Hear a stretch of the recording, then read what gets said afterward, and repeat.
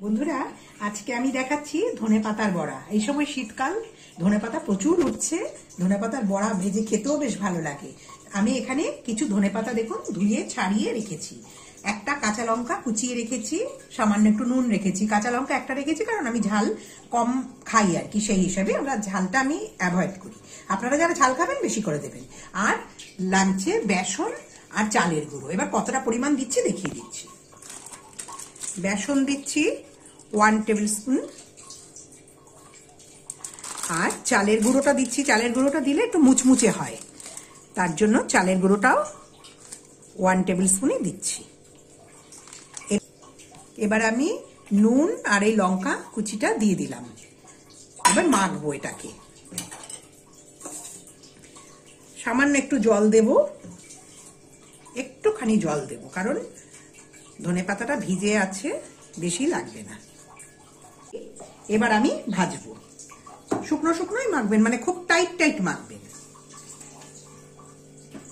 তেলটা ছেড়ে রেখেছি কড়াতে, গ্যাসটা জ্বেলেই রেখেছিলাম।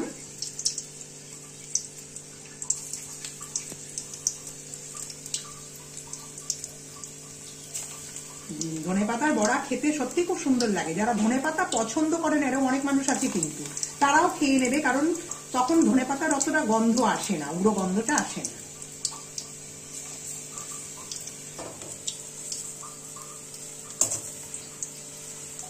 একটু করে উল্টে দিয়ে এক একটা সাইড একটু ভাজতে হবে, একটু ব্রাউন করে ভাজতে হবে।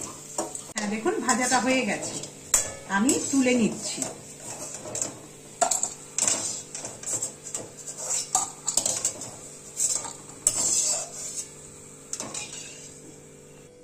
হ্যাঁ বন্ধুরা, দেখুন কি চটপট ধনেপাতার বড়া তৈরি হয়ে গেল। গরম ভাতের সাথে, গরম ডাল ভাতের সাথে তো খুবই খাওয়া যায়, ভালো লাগবে। আর সন্ধ্যেবেলা স্ন্যাক্স হিসাবে চা কফির সাথে খুব ভালো যায়। তা করে দেখুন ধনেপাতার বড়া, আর ভালো নিশ্চয়ই লাগবে। আর আশা করি আমার চ্যানেলটাকে আপনারা কখনোই ভোলেন না লাইক, শেয়ার, সাবস্ক্রাইব করতে। Thank you.